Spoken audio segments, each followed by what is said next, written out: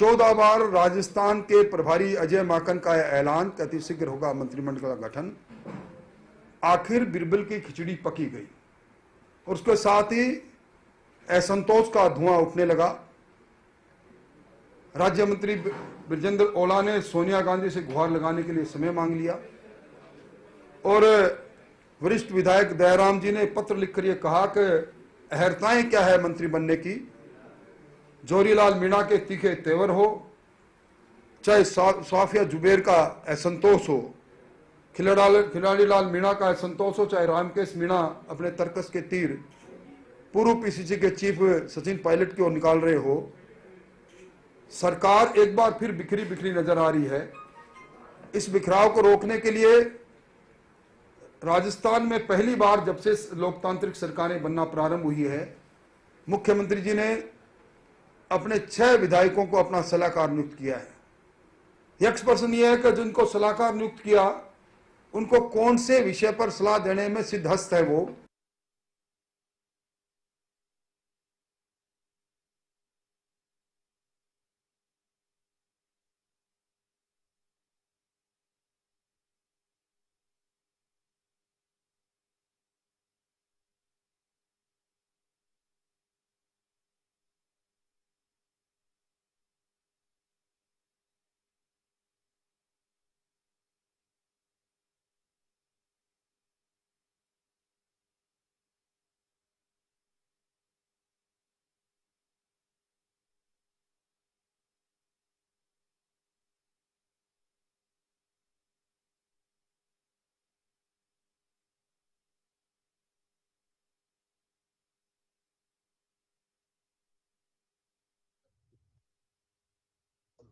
नमस्कार जंटू में स्वागत है आपका। मैं हूं योगेंद्र, आप देख रहे हैं खास खबर। खास खबर में हम बात करेंगे, कुछ देर पहले मैं सुन रहा था कि सिर मुड़ानी ओले पड़ गए। अभी तक सलाहकार परिषद का गठन हुआ है और संसदीय सचिवों के लिए कहा जा रहा है, लेकिन विपक्ष आक्रामक है और विपक्ष का कहना है कि गैर संवैधानिक तरीके से सरकार काम करना चाहती है। राजस्थान के भाजपा के दिग्गज नेता और उपनेता प्रतिपक्ष राजेंद्र राठौड़ ने और बीजेपी के अन्य नेताओं ने यह सवाल उठाया है कि संसदीय सचिव लाभ के पद पे, ये कोर्ट की रूलिंग है, आप नहीं बना सकते। सलाहकार परिषद में आप सदस्यों को ले रहे हैं, आप प्रावधान बनाइए, हाउस में लाइए, उसके बाद में आप बना सकते हैं। लेकिन एक बड़ी बात यह है कि, और रोचक बात भी कहूंगा, बीजेपी हो चाहे कांग्रेस हो, अपोजिशन में होते हैं तो कितनी चीजें याद आती है, कितना देश हित याद में आता है, कितने संविधान की बातें कही जाती हैं, और जैसे हम सत्ता में बैठते हैं तो उसमें हल्ला मचाते, ग्रीन किताब दिखाते हैं वहां बैठ करके कि देखिए ऐसा हो सकता है। ये बड़ी रोचक बात है। खैर चलिए, हमारे साथ इस वक्त कानूनविद एके जैन साहब जुड़े हुए हैं और वरिष्ठ पत्रकार और समीक्षक ओम सैनी साहब जुड़े हुए हैं। भाजपा नेता हमारे साथ अशोक सिंह शेखावत साहब जुड़े हुए हैं और कांग्रेस नेता राजेंद्र आर्य जुड़ रहे हैं। मैं जैन साहब आपके पास आना चाहूंगा। ये संसदीय सचिव को लेकर के आपको ध्यान होगा कि दिल्ली में तो बड़ी रोचक की बात हुई थी, एक लंबी लिस्ट थी, अयोग्य घोषित किया जा सकता था। लाभ के पद पर विधायक ना बैठे मंत्री के अलावा, ये लंबी बहस चल रही है। और मजेदार बात जो इसमें यह है कि जो सत्ता में आता है वही गलियां निकाल लेता है, बाहर रहते आवाज उठाना शुरू कर देते हैं। तो क्या वास्तव में वक्त आ गया है कि अब सरकारों को, क्योंकि देखिए लालसा ज्यादा है, अपेक्षाएं ज्यादा है, सरकारें बचाने का क्रम आगे भी जारी रह सकता है, किसी के लिए भी वो गलियां निकाली जाती हैं। तो ऐसे में क्या लगता है आपको कि कोई अभी या तो सारी पार्टियां ये तय करें कि हाँ कोई रास्ता निकालना है, और या फिर कुछ इसके लिए रूल्स बनने चाहिए? देखिए, भारतीय संविधान में संसदीय सचिव जैसे पदों का कोई जिक्र नहीं। काउंसिल ऑफ मिनिस्टर्स का जिक्र वहां पर आता है। इंग्लैंड में ये परंपरा है कि जो मिनिस्टर्स है उनकी सहायता के लिए संसदीय सचिव नियुक्त किए जाते हैं। भारत में भी कोई विवाद नहीं था 2006 से पहले, 2004 से पहले का, जब कॉन्स्टिट्यूशन के आर्टिकल 164 में 1A जोड़ा गया और यह तय किया गया कि काउंसिल ऑफ मिनिस्टर्स की संख्या 15% से ज्यादा नहीं होगी। उससे पहले सब जगह संसदीय सचिव नियुक्त किए जाते थे। राजस्थान में भी 1950 में इस बात के प्रावधान किए गए थे। 1956 में इसको डिस्क्वालीफाई, यानी लीगल डिस्क्वालिफिकेशन पर रोक लगाया गया था। और परंतु हर राज्य का अपने अलग अलग कानून संसदीय सचिव के विषय में। 1917 में कलकत्ता हाई कोर्ट ने वेस्ट बंगाल में संसदीय सचिव के कानून को अवैध घोषित किया, गुवाहाटी में अवैध घोषित किया, परंतु छत्तीसगढ़ में मोहम्मद अकबर वर्सेज स्टेट का जजमेंट है 2018 में छत्तीसगढ़ उच्च न्यायालय में छत्तीसगढ़ में पार्लियामेंट्री सेक्रेटरीज को डिस्क्वालीफाई नहीं किया और नहीं उन्हें अवैध घोषित किया।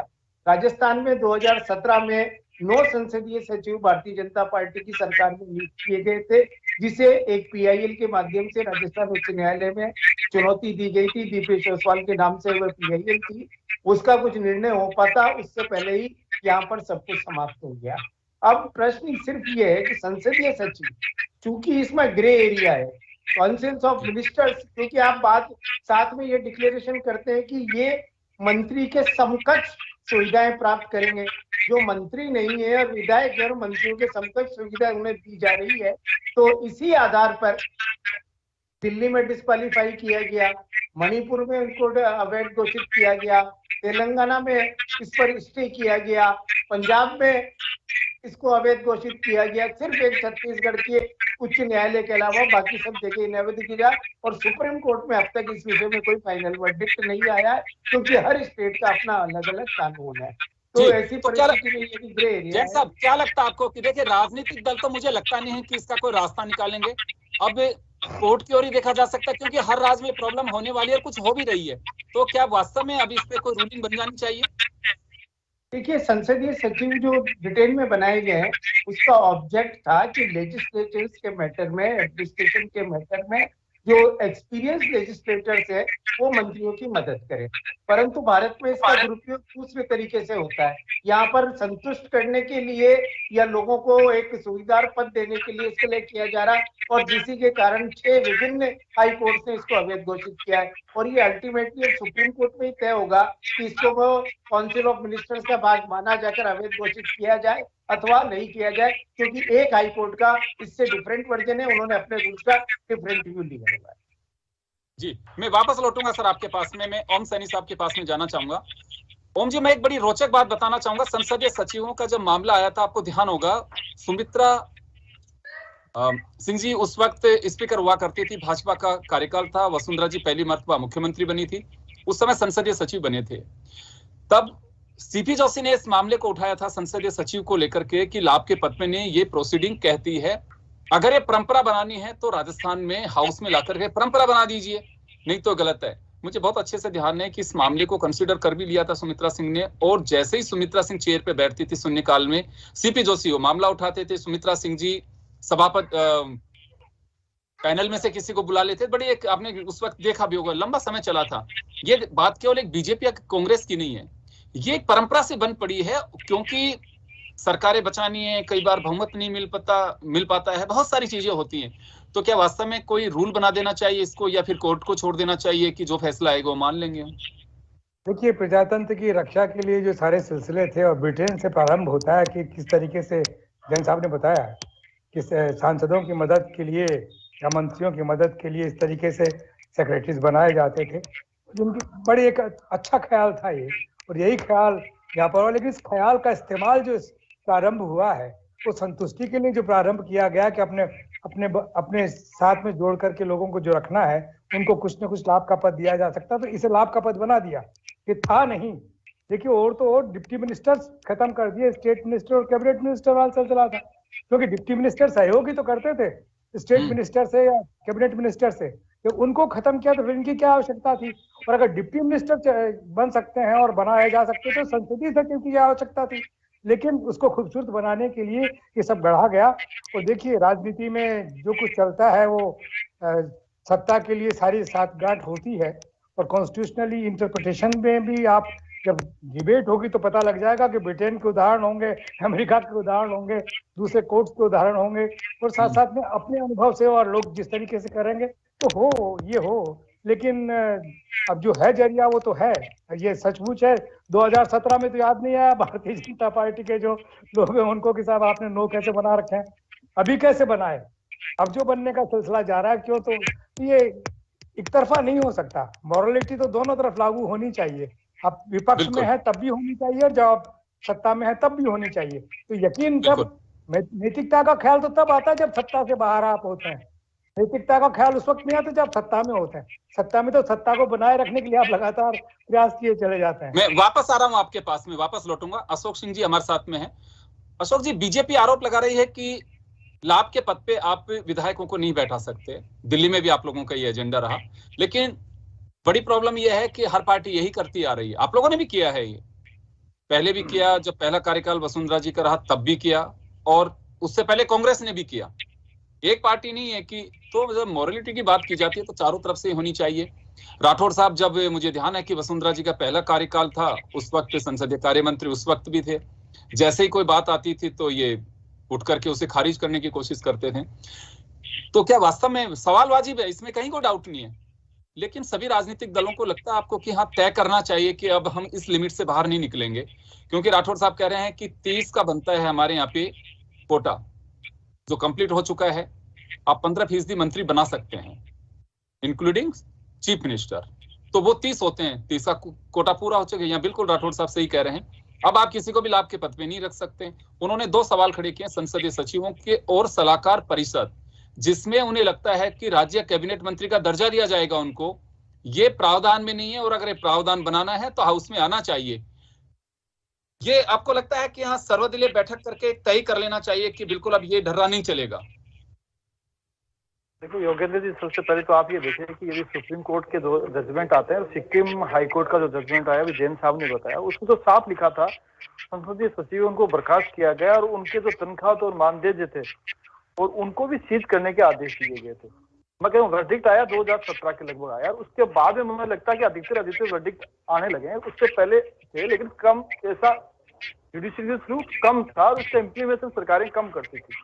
हम तो वर्तमान की हम बात करें तो वर्तमान के अंदर आप यदि राजनीति के रूप में आप देखेंगे तो राजनीति के रूप में आप देखिए कि क्या किसको एडजस्टमेंट करना है। इन्होंने सलाहकार नियुक्त किए हैं, सलाहकार नियुक्त करने वालों की क्या योग्यताएं होनी चाहिए, या विधायक सलाहकार सब कह रहा हूँ मैं, संसदीय सचिव नहीं कह रहा हूँ। अभी संसदीय सचिव तो अलग बनाएंगे ये भी, अभी तो बिल्कुल, बिल्कुल। सलाहकार की बात आ रही है। सलाहकार यदि किसी को क्या योग्यता होगी, विधायक होना योग्यता होगी, या उसके अलावा दूसरा किसी होना, ये इन्होंने एक मापदंड नहीं तय किए हैं अभी तक। दूसरा ये बात आती है कि आज इनके कह रहे हैं एक जिनको बनाया गया है, उन्होंने कहा है कि साहब रामकेश मीणा जी ने, जैसे उनको पूछा कि साहब आपको बधाई हो, आपके यहाँ पे किसी के यहाँ पे स्क्रीन ऑन है, उसकी आवाज रिपीट आ रही है, अगर किसी के यहाँ तो उसे बंद कर दीजिए, आवाज बंद कर दीजिए उसकी। जी अशोक जी के यहीं पे है शायद। जी कंटिन्यू करिए सर। हाँ आ रही है। मैं ये कह रहा हूं कि यदि रामकेश मीणा जी कहते हैं कि हम सचिन पायलट के नेतृत्व में ही चुनाव का वो नहीं करेंगे, बट्टा बाहर हो जाएगा राजस्थान का, जो आप ये योग्यता देख लीजिए किस प्रकार की योग्यता है जो आपने मुख्य सलाहकार बनाए हैं। हम तो उस योग्यता की बात कर रहे हैं आप राजनीति के अंदर, और संवैधानिक प्रावधान है वो एक अलग चीज है। तो ये देखना जिस प्रकार से जैन साहब ने कहा है, और हम भी कह रहे हैं कि आर्टिकल 164 एक जो है उसका अमेंडमेंट किया गया, उसमें साफ है कि 15% से ज्यादा नहीं हो सकते। लेकिन आज के समय यदि कांग्रेस सरकार को अपने असंतुष्टों को संतुष्ट कैसे करे, उसको लेने के लिए इस प्रकार के आप देखिए कि इस प्रकार के मुख्य सलाहकार नियुक्त करें, आगे जाकर के संसदीय सचिव नियुक्त करें। हमने राज्यपाल को एक ज्ञापन दिया है, एक राजेंद्र राठौड़ साहब ने दिया है कि ये जो सुप्रीम कोर्ट के हाई कोर्ट के जजमेंट आ चुके हैं, इस प्रकार की यदि नियुक्तियां होती है तो ये गलत है और इन पर संज्ञान ले। और उसके अलावा आप देखिए कि जिस प्रकार से अब भत्ता दिया जाएगा और उनको सुविधाएं मिलेगी। सलाहकार किसी को कर सकते हैं, लेकिन आप भत्ता उसको कैबिनेट के अनुसार करोगे आप, तो गलत। आप ये कहेंगे कि बीजेपी गवर्नमेंट में क्या हो रहा था, अब क्या हो रहा। मैं कह रहा हूँ आज के समय जो वर्डिक्ट जो आया हुआ है वो कांग्रेस को देखना है कि हम संतुष्टों को और असंतुष्टों को क्या करना है। आप और भी नियुक्तियां आएगी, उन नियुक्तियों पर किस प्रकार से आप करोगे, चाहे आपकी पॉलिटिकल नियुक्तियां हैं। अशोक जी वापस आ रहा हूं सर, आपके पास वापस लौट रहा हूं मैं। राजेंद्र आर्य जी के पास में जाना चाहूंगा। राजेंद्र जी, विद्रोह को थामने के लिए आप लोग किसी को संसदीय सचिव बनाने जा रहे हैं, किसी को सलाहकार परिषद में ले रहे हैं। ये आरोप राजेंद्र राठौड़ जी का और बीजेपी का है। ये गतिरोध को या विरोध को दबाने के लिए है? नहीं, ऐसा कुछ भी नहीं है योगेंद्र जी। पिछली सरकार में तो इनको प्रचंड बहुमत मिला हुआ था, फिर इन्होंने संसदीय सचिव क्यों बनाए थे। देखिए ये एक परंपरा रही है पूरे सभी राज्यों के अंदर कि भाई संसदीय परंपरा सचिव बना दी गई है, परंपरा रही नहीं है सर, ये तो बना दी गई है।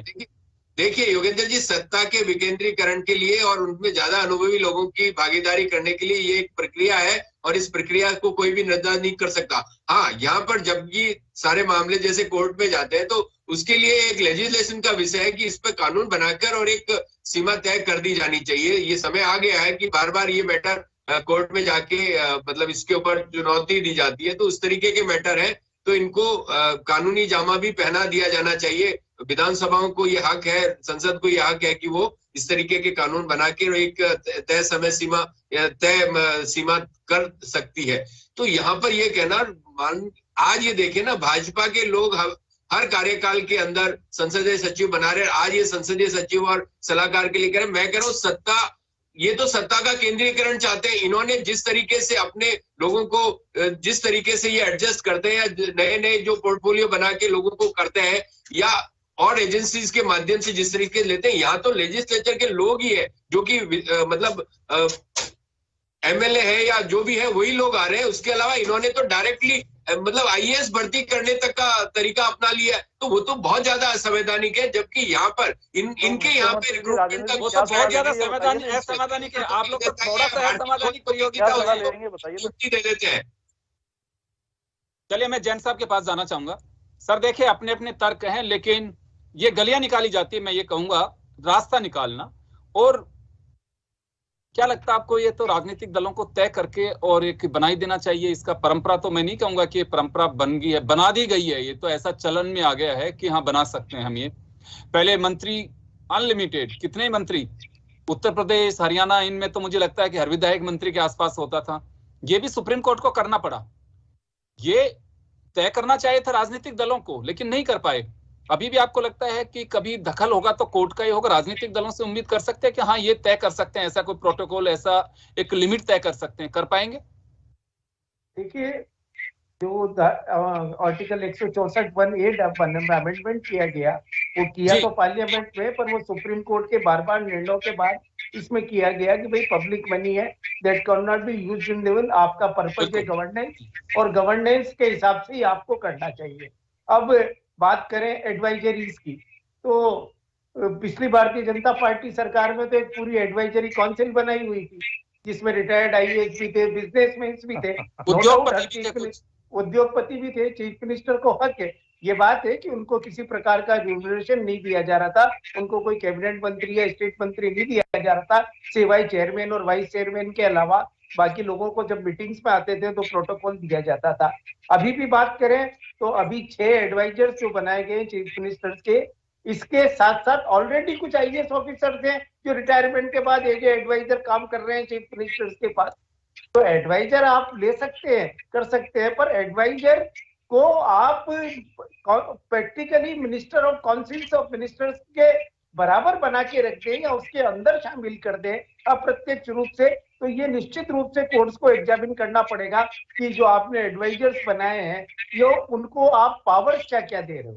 जहां तक सुविधा देने की बात है वो एक अलग विषय है, पर आप उनको पावर्स क्या क्या दे रहे हो? क्या आप उनकी पावर्स एक मिनिस्टर्स के पावर के रास्ते में कहीं क्रॉस हो रही है या कहीं टकरा रही है? और अगर ऐसी स्थिति आती है तो निश्चित रूप से ये अप्रत्यक्ष रूप से ministry of council of ministers को बढ़ाने का किस्सा हो जाएगा और साथ में लाभ का पद हो जाएगा, क्योंकि आपको उन्हें अतिरिक्त सुविधा दे रहे हो, जिस लाभ के पद के कारण दिल्ली के 21, क्योंकि हालांकि दिल्ली में इस वजह से नहीं किया गया था कि 21, दिल्ली में इसलिए किया गया था कि गवर्नर ने उसको अनुमति नहीं दी थी, बिना लेफ्टिनेंट गवर्नर की अनुमति के, परंतु मणिपुर में लाभ का पद माना गया है, कर्नाटक में लाभ का पद माना गया है, वेस्ट बंगाल में लाभ का पद माना गया है, 3-4 स्टेट्स का ऐसे जजमेंट्स हैं, पंजाब में भी माना गया है जहां पर संसदीय सचिव को लाभ का पद माना गया है, काउंसिल ऑफ मिनिस्टर का इनडायरेक्ट एक्सटेंशन मानते हुए उसको निरस्त किया गया है। अब राजस्थान में ये किस तरीके से संसदीय सचिव को लाते हैं, क्या नया कानून बना के लाते हैं या पुराना जो कानून है उसमें कोई संशोधन करके लाते हैं, उसके बाद ही क्या, पर ये सब लोग ये जानते हैं कि ये एक संतुष्टि करने के लिए पद दिए जाते हैं, और जब तक कोर्ट्स निर्णय करती हैं, दुर्भाग्य है कि हमारे न्यायालय जल्दी निर्णय नहीं कर पाते, जब तक निर्णय होता है तब तक तब सारा तक कार्यकाल कार्यकाल समाप्त हो निकल जाया जाता होता है है। और जो फायदा नुकसान जो वही भी लेना दिक्कत है, होता वही वो ले दिक्कत लें। है। देखिए ओम जी, आपके पास आना चाहूंगा। हमारे यहाँ जी। पे लोकतंत्र के पवित्र मंदिरों को चलाने की जिम्मेदारी चुने हुए जनप्रतिनिधियों के पास में, जो राजनीतिक दलों से ताल्लुक रखते हैं, इंडिपेंडेंट है लेकिन उन्होंने राजनीति होती है। वो दल बदल आया, निश्चित रूप से सबकी एक तरह से मांग रही, उस समय बहुत अच्छी बात है कि दल बदल नहीं होगा। सीपी जोशी ने एक बहुत अच्छी बात उठाई अभी कि जो पार्टी का मुखिया होता है उसको जो टिकट सिंबल देता है, उसको ये भी राइट होना चाहिए कि अगर कोई इस तरह की हरकत करता है तो उसे बाहर भी किया जा सकता। तो क्या वास्तव में अभी इस ओर जाना चाहिए? दल बदल में भी रास्ते निकाल लिए गए कि चल दल बदल लगेगा, साला रिजाइन कर दीजिए, काम खत्म, कोई बात नहीं, दोबारा चुनाव करा लेंगे हम। कुछ ऐसी चीजें हैं। तो ये देखो, मॉरलिटी की बात होती है कि आपको नैतिकता के साथ में कंप्रोमाइज नहीं करना चाहिए अगर लोकतंत्र की मजबूती बनाए रखनी है तो। नहीं तो फिर यही कर दीजिए, अगर इसी तरह से है तो जो विधायक है सभी को कुछ ना कुछ दे दीजिए। देखिए, हमारे देश के प्रजातंत्र में ये सवाल बहुत लंबे अरसे से चल रहा है कि हमारे जो चुने हुए प्रतिनिधि हैं, चाहे वो सांसद हो चाहे विधायक हो, और वो जो जिस तरीके से सारा अपना कार्य अंजाम देते हैं, उसमें ये ख्याल कहीं भी नहीं होता कि पॉलिटिकल मॉरलिटी तो जो एक चीज है जिसको कि राजनीति शास्त्र में बड़े सम्मान से देखा जाता है और जिसका अनुकरण करने की बात की जाती है। और इसीलिए ब्रिटेन का और अमेरिका के इंस्टीट्यूशंस का हम लोगों ने बड़ा अडेप्ट किया कि वहाँ की जो परंपराएं हैं वैसी हमारी भी कुछ परंपराएं होनी चाहिए। लेकिन उन परंपराओं को हम तिलांजलि दे देते हैं उस वक्त जब हमारे अब खुद के मतलब सत्ता के अगर कुछ ठेस लगने की संभावना होती है, कुछ नुकसान पहुंचने की संभावना होती है, तो ये तभी हो सकता है जब सत्ताधारी दल और प्रतिपक्ष दोनों ईमानदारी के साथ में इसका फैसला करें और एक कानून बना करके ऐसा फैसला करेंगे जिस तरीके से सुप्रीम कोर्ट ने तय किया कि सब कितने प्रतिशत मंत्री हो सकते हैं इस संख्या के मुताबिक। तो वही बात इसमें भी लागू होनी चाहिए कि अगर इनको बनाया जाता है तो इसका एक उल्लेख होना चाहिए। उल्लेख हुए बगैर जिसको अगर हम कर रहे हैं तो वह अपने आप में कोई ना कोई बात हमेशा होती रहेगी। जैसे आज राजेंद्र जी उठा रहे हैं, कल उधर अगर विपक्ष में दूसरे बैठेंगे तो वो भी उठाएंगे। तो इसका रास्ता तो यही है जो एक जन साहब बता रहे हैं कि यस, कानूनन कुछ ऐसा होना चाहिए जिसकी वजह से ये इससे निपटा जा सके। फिलहाल तो देखिए जो कुछ होगा उसको अगर आप चुनौती देंगे तो 2 साल तक इसके नतीजे आएंगे नहीं और तब तक काम अपना हो जाएगा और काम खत्म है। तो ये वो सीख दे जो इस पे अमल कर रहा है। लेकिन भारतीय जनता पार्टी ने भी इस पे अमल किया, इस पे ये ऐसे ही सब कुछ किया और कांग्रेस भी अगर कर रही है तो फिर कैसे ऐतराज किया जा सकता है? अशोक जी, बस बात यही है, कदम आप अच्छा उठा रहे हैं, आपका ऑब्जेक्शन भी वाजिब है, लेकिन ऐसा बीजेपी भी नहीं करती। दिक्कत यह है, तो सभी को करना चाहिए। नजीर तो तभी पेश होगी कि चाहे देखिए कितनी भी परेशानी हो। अटल बिहारी वाजपेयी नजीर के रूप में कहूंगा मैं, वो चाहते वोट ले सकते थे और स्पीकर का वोट पे काउंट करा सकते थे, लेकिन उन्होंने कहा कि सरकारें आएंगी जाएंगी चले जाएंगे लेकिन लोकतंत्र जिंदा रहना चाहिए, और उसकी उन्होंने पैरवी की। आज उनको मिसाल के रूप में देखते हैं कि अटल बिहारी वाजपेयी वर्तमान तरीकों से अगर देखें, चाहे वो किसी स्टेट की गवर्नमेंट हो या पिछले कुछ समय से चुनी सरकारें, कोई भी चाहता सरकार बचाने में एक वोट के लिए कोई बड़ी बात ही नहीं होती, लेकिन अटल बिहारी वाजपेयी ने बाहर का रास्ता अपनाना ज्यादा बेहतर समझा बजाय उस पोजीशन के। तो क्या वास्तव में अभी नजीर की बात करें तो संसदीय सचिवों की कहीं कोई बात आएगी तो बीजेपी छोड़ पाएगी? देखो कि आगे की बात अलग बात आती है, लेकिन आज के वर्तमान समय में ओम जी ने तो ये चीज तो स्वीकार कर ली कि अनकॉन्स्टिट्यूशनल है, असंवैधानिक रूप से इन्होंने नियुक्तियां करी है। और इन्होंने कहा कि बीजेपी ने किया है तो कांग्रेस भी कर रही है। मतलब कांग्रेस जो अनुसरण करना चाह रही है कि साहब 2018 से पहले संसदीय सचिव नियुक्ति तो हम भी करेंगे और असंतुष्टों को साथ लेंगे। जो गलत है वो गलत है। हो रहा वर्तमान की बात करें अपन, वर्तमान में सुप्रीम कोर्ट के जजमेंट है, सारे जजमेंट है, इनके खिलाफ आए तो आप कैसे करोगे? ये मैं ओम जी के बात को एकदम सही कर रहा हूँ कि ओम जी ने सही कहा है कि वर्तमान गवर्नमेंट गलत कर रही है। दूसरा जैन साहब ने आपने ये बताया कि सीपी जोशी जी ने कहा था, सीपी जोशी जी ने कहा था कि साहब ये इस प्रकार की नियुक्तियां हो रही है वो गलत है। आज सीपी जोशी जी क्या है, आज विधानसभा के आज अध्यक्ष हैं। तो गहलोत साहब को थोड़ा सलाह दे कि आप अनकॉन्स्टिट्यूशनल काम कर रहे हो। नहीं, आप पूरी बात सुनिए अशोक जी, उनका ये ऑब्जेक्शन था कि राज्य मंत्री के दर्जे के रूप में आप दे रहे हैं, लेकिन उनको प्रभारी मंत्री के रूप में नहीं बना सकते। संसदीय सचिवों को प्रभारी मंत्री का जो बना दिया गया था वसुंधरा जी के वक्त पे, उन्हें यह कहा गया था कि ये प्रभारी मंत्री नहीं बन सकते। भवानी सिंह जी राजावत, ओम बिरला जी ने प्रभारी मंत्री बनाया गया था। कैबिनेट नहीं योगेंद्र जी, कैबिनेट मंत्री का आपने दर्जा दे दिया तो सारे राइट अपना भी आ गए उसके पास में। नहीं, वो प्रभारी मंत्री नहीं रह सकते, प्रभारी मंत्री नहीं रह सकते। उन्हें ये तो जिलों आप के कैबिनेट का प्रभारी दर्जा मंत्री नहीं देने बनाया के जा लिए तो सकता। कहते हैं कि सब सलाहकार ले रहे हैं, जैसे कोई रिटायरमेंट अधिकारी होता है या कोई दूसरा भी होता है उसको ले रहे हैं तो ले लीजिए, कौन मना कर रहा है। इन कैबिनेट का आप दर्जा दे रहे हो और उसके जो रूल्स जो फ्रेम किए हुए हैं उसके अकॉर्डिंग वो काम करेगा, तो उसके लिए ऐतराज है। तो सीपी जोशी जी का तो कहना माने, जो आपने कई सालों पहले कहा था। मुझे लगता है कि ओम जी ज्यादा बता सकते हैं इसके बारे में, सीपी जोशी जी के बारे में। चले, मेरा एक आखिरी सवाल राजेंद्र आर्य जी आपसे होगा। बात देखिए नैतिकता की है, और नैतिकता में मुझे लगता है कि जो कद्दावर नेता बैठे हुए हैं, चाहे प्रदेश में हो चाहे देश में हो, वो बहुत बेहतर तरीके से समझ सकते हैं। लेकिन अब मुझे जो लगता है कि वो अवसरवादिता होती है कि जिसको जैसे अवसर फिट बैठता है वो उसी तरह से अपने ढर्रे को ढांचा बना लेता है। ये हम ये कहें कि एक ऐसा यहाँ पे एक वास्तुविद हो गए हैं कि वो ढांचा ऐसा तैयार कर लेते हैं कि फिट कौन सा रहेगा। वैसे ही नियम कितने बना दीजिए, रास्ता फिर भी निकल जाएगा। हमारे यहाँ जुगाड़ कल्चर हमारे यहाँ बहुत हावी है, और नीचे से लेके ऊपर तक।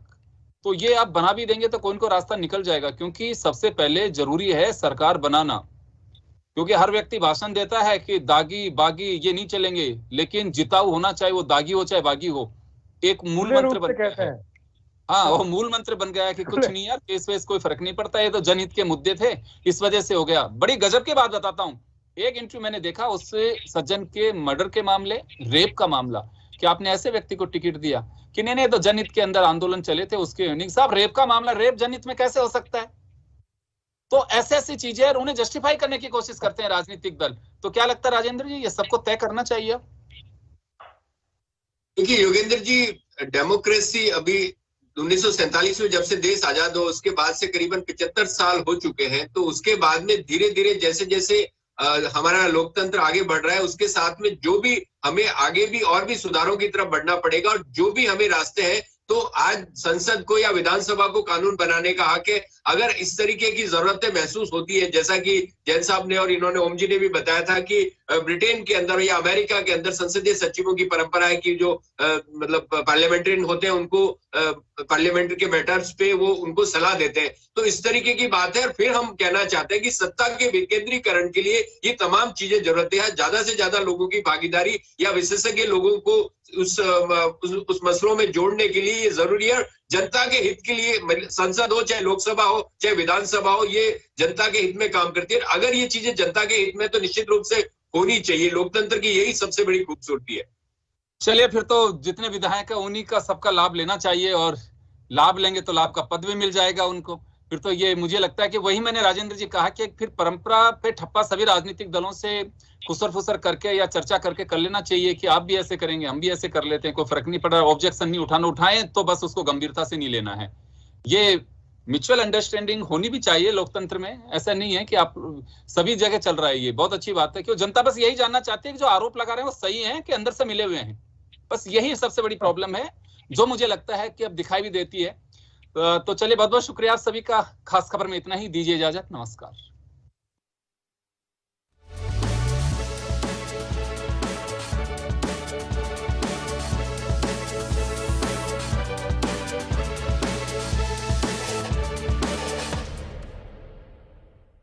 जन टीवी की लेटेस्ट अपडेट पाने के लिए हमारे चैनल को जरूर सब्सक्राइब करें और नोटिफिकेशन पाने के लिए बेल आइकॉन दबाएं।